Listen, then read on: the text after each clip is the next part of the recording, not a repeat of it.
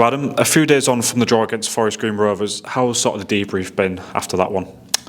Yeah, lots of positive stuff. Showed the lads some of our good play, which there was some good stuff. I think there's areas for us to improve on.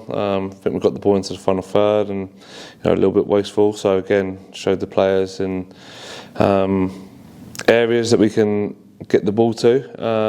But at the same time, always left it up to the players that are out there, because those situations in the final third change a lot. So just showed them. But it's very easy after. We're all internationals when we watch the game back and say, could have done this, could have done that. So yeah, just try to bring up some of them scenarios in training and try and improve in our final third play, create more chances for the amount of ball that we have, and then just stay switched on. When it matters, key moments in games, I think we just lacked a little bit of concentration and we've got to stay switched on. A huge positive in that game must be Lewis getting his first goal for the club. Obviously, a young lad to get his first goal in a game like that as well in front of the TV cameras must give him the world of confidence heading into the rest of the season.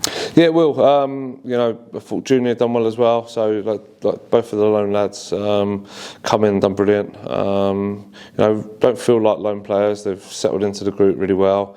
Want to work hard, want to improve, and I'm sure they both go from strength to strength from their last few performances. This week there's not been a Tuesday night game, first week in a little while that is. How beneficial might that extra day on the training pitch be for you as a coach and with your staff and the players?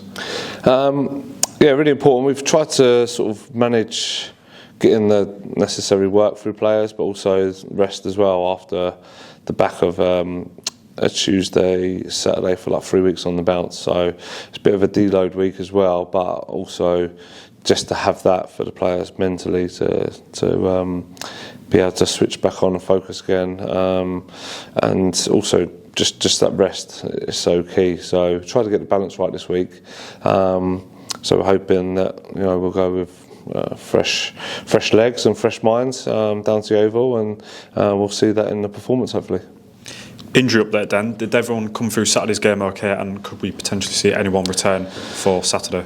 Yeah, no new injuries, so everyone's come through good, which is good. And yeah, Crooksy and Ryan back available as well. So Sam's done unbelievable on the back of all those games for us to not pick up no fresh injuries and to have he's clearing that medical room very quickly. I think there's only Dippo at the moment now, but he's pushing and very eager to get back into the squad and get back involved. So he's coming along very nicely and he's training with the group as well for bits at the moment as well, so he's not far away. So the squad's in a really healthy place, and we'll go to a fully fit side. Speaking on Yeovil, then, they're a team that's hung around just outside the playoffs for most of the season. How impressive do you think that is for a newly promoted side that had only come up last season? Really impressive. I think when you come up into the National League, you just want to establish yourself, and they've certainly done that. And like I say, pushing all season to try and go one step better and try and break into the playoffs, which is unbelievable.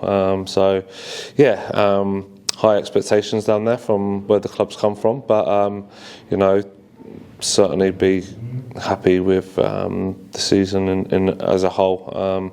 Everyone, when you come up, like I say, you just want to stay above that dotted line in your first season and try and establish yourself, and they've done more than that.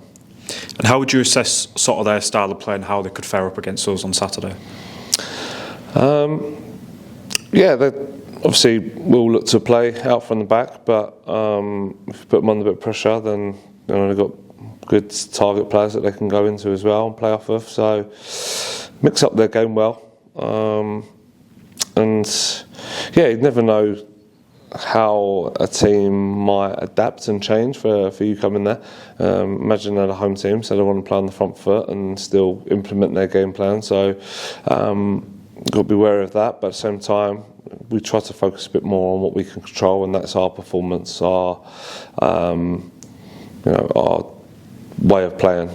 We try and implement that as best we can, and like I say, if we can build on the last couple of performances and add the little ingredients that we feel we need to improve on, then we go there in a good form.